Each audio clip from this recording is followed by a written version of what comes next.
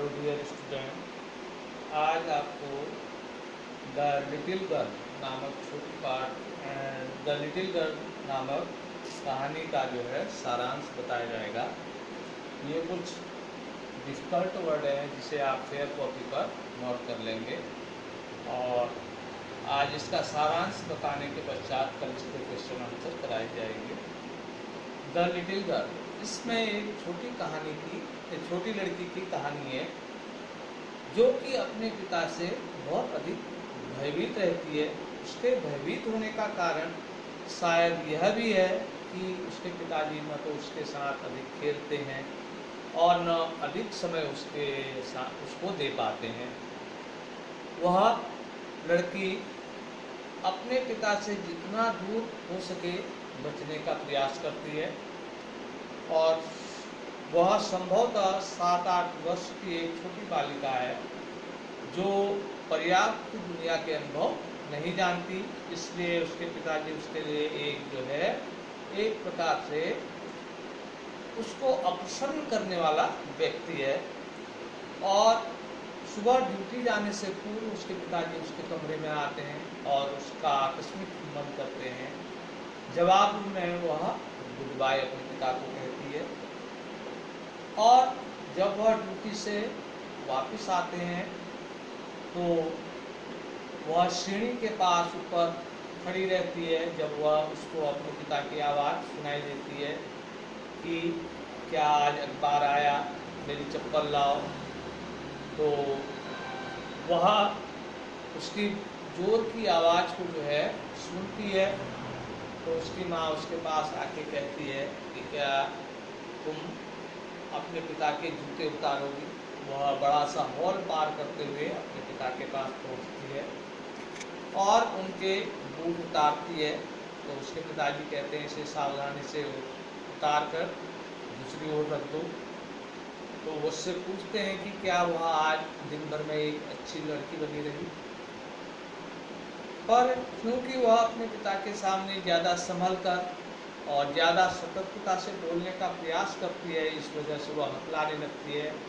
परिणाम स्वरूप उसके पिताजी अपनी माँ को आवाज़ देते हैं और कहते हैं कि इस लड़की को सही ढंग से बोलना सिखाओ, नहीं तो इसे डॉक्टर के पास ले जाना पड़ेगा।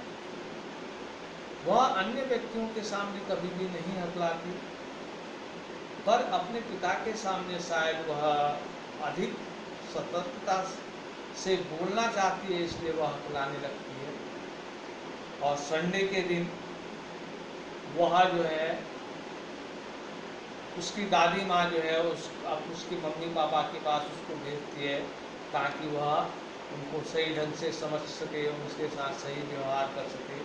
जब वह उनके शयन कक्ष में पहुँचती है तो वो देखती है कि उसके पिताजी जो है सोफे पर पसरे हुए हैं और जो उसे खर्राटे मार रहे हैं, जबकि उसकी माँ चेयर पर बैठे हुए अखबार पढ़ रही है।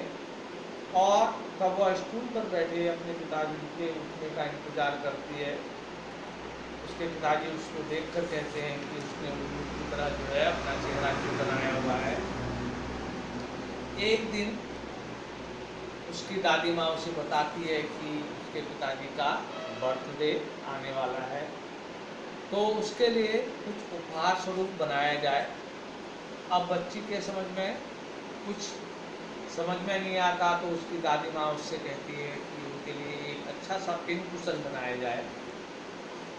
तो वह एक पीले रेशमी कपड़े को 3 ओर से सिलती है और अब जो नेक्स्ट परेशानी है उसके लिए कि उसके अंदर क्या भरा जाए। वह चारों ओर ढूंढती है, उसे कुछ नहीं मिलता। तो उसकी दादी माँ गार्डन में गई होती है, उसकी माँ अपने काम पर होती है और उसके पिताजी अपनी ड्यूटी पर होते हैं। तो घूमते घूमते अपने पिता के शयन कक्ष में पहुँचती है तो वहाँ देखती है कि टेबल पर उनके बेड के नज़दीक जो टेबल है उस पर बहुत सारे सुंदर कागज़ पड़े हुए हैं। तो वह उन सब कागज़ों को इकट्ठा करती है और उनको फाड़ कर जो है उनके छोटे छोटे टुकड़े करके उस स्टफ में, यानी कि वह जो उसने पिन कुशन बनाया था उनमें भरती है और चौथे ओर से भी सिलाई कर देती है। जब शाम को पिताजी आते हैं तो घर में जोर से शोर शराबा होता है तो पिताजी के लिखे हुए बंदरगाह प्राधिकरण पर जो स्पीच थी वह गायब हो जाती है। पूरे कमरों में खोजबीन की जाती है, नौकरों से पूछा जाता है। अंत में उसकी माँ उसके पास आती है और उससे पूछती है कि क्या उसने वह जो टेबल पर रखे हुए कागज़ थे उनको देखा। तो उसकी माँ कहती है तो केजिया कहती है, वह छोटी लड़की कहती है कि मैंने सबको फाड़ कर अपने जो उपहार मैंने प्रेजेंट के लिए बनाया था उस पर भर दिया है। तो उसकी माँ उसे खींच कर सीढ़ियों से नीचे लाती है और पिताजी के सामने प्रस्तुत करती है और पिताजी उसे घूरते हुए देखते हैं और वह अपने पिताजी को समझाने का प्रयास करते हैं। तो उसके पिताजी कहते हैं कि माँ जाओ और वह नाशवान चीज़ सब ऊपर से लेकर आओ और इस लड़की को तुरंत इसके बेडरूम में ले जाओ। तो थोड़ी देर पश्चात उसके पिताजी हाथ में छड़ लेकर उसके कमरे में पहुंचते हैं और उससे कहते हैं कि अपना हाथ आगे करो, तुम्हें एक बार यह सिखाना जरूरी है कि जो चीज़ तुमसे संबंधित नहीं है तुम उसे न छुओ। तो वह नहीं कहते हुए चिल्लाती है, पर तभी वह जो छड़ है उसके गुलाबी और छोटे से कोमल हाथों में टकराता है और वह चिल्लाती है। देर शाम उसकी दादी माँ उसे जो है अपनी गोदी से चिपटाती है और उसे बताती है कि मैंने पिता को बहुत समझाने का प्रयास किया, लेकिन आज के दिन वह ज़्यादा दुखी है, ज़्यादा परेशान है, इसलिए वह कुछ नहीं समझना चाहते। और उस दिन के पश्चात वह जब भी उसके पिता का उससे सामना होता है तो वह डर के मारे अपना हाथ पीछे कर देती है। बगल के मकान में मिस्टर मैकडोनाल्ड का परिवार रहता है और उनके 3-4 बच्चे हैं, जो कि वह देखती है कि जो उनकी दीवार की फेंस है उसके छिद्र से उनके आंगन में देखती है उसके पिताजी जो है उन बच्चे उनके चारों ओर घूमते हैं। वह छोटी लड़की माँ को कंधे पर उठाते हैं और एक दिन उसने यहाँ तक देखा कि जो उनका लड़का था उसने जो पानी का पाइप था वह उनके ऊपर डाल दिया, फिर भी वह उन्होंने उसे मारा नहीं, डांटा नहीं, वह हंसकर उसका पीछा करते रहे। तब उसने अनुमान लगाया कि पिता भी भिन्न भिन्न प्रकार के होते हैं। एक दिन की बात है, उसकी माँ जो है बीमार हो गई और उसकी दादी उसकी देखभाल के लिए गई और उसके पिताजी ड्यूटी चले गए और एलिस जो कि उनकी नौकरानी थी वो अकेले उसके साथ घर पर रह गई। दिन में सब ठीक ठाक रहा, पर रात को जब सोने की बारी आई तो उसे डर लगने लगा। तो वह अब उस नौकरानी से बोली, अगर मैं क्या करूँगी अगर मुझे बुरा सपना आए। उसे प्रायः बुरे सपने आते थे जब वह उसकी दादी उसे अपने साथ चिपटा लेती थी। तो एलिस उससे कहती है, बेटा सो जाओ, कुछ नहीं होगा, तुम शांत होकर सो जाओ, कहीं चिल्लाना नहीं जिससे कि तुम्हारे पिताजी की नींद में डिस्टर्ब हो जाए। तो वह सोती है तो ठीक वही बुरा स्वप्न उसके दोबारे जो है स्वप्न में आता है, जिसमें एक कसाई हाथ में रस्सी और चाकू पकड़े हुए उसकी ओर बढ़ता है और उसके चेहरे पर एक खतरनाक मुस्कान होती है। वह जोर से चिल्लाती है, दादी माँ, दादी माँ। और तब जैसे ही उसकी नींद खुलती है तो वह देखती है कि उसके बगल में उसके पिताजी उसके बिस्तर के पास बैठे हुए हैं और वह उससे पूछते हैं कि क्या कोई बुरा स्वप्न देखा।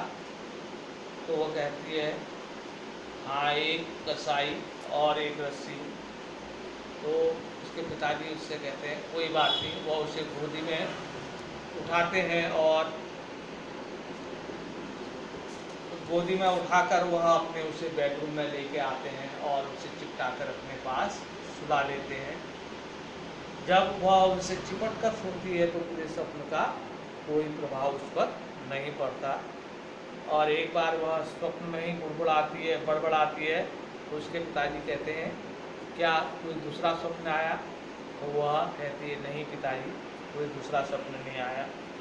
तो वह उसके हृदय से लगते हुए कहती है कि आपका हृदय कितना विशाल है, तब वह अपने पिता के संबंध में दूसरा अनुमान लगाती है कि शायद वह दिन भर बहुत थक जाते हैं, इसलिए उससे खेल नहीं पाते, बात नहीं कर पाते।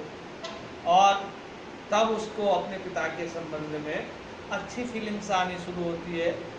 वह कहती है कि शायद उनको मैकडोनल्ड के समान समय नहीं मिल पाता, जिससे वह उनके पास खेल नहीं पाते और उन्हें समय नहीं दे पाते, और वह अपने पिता को बेहतर समझने लगती है। यही पाठ का सारांश है।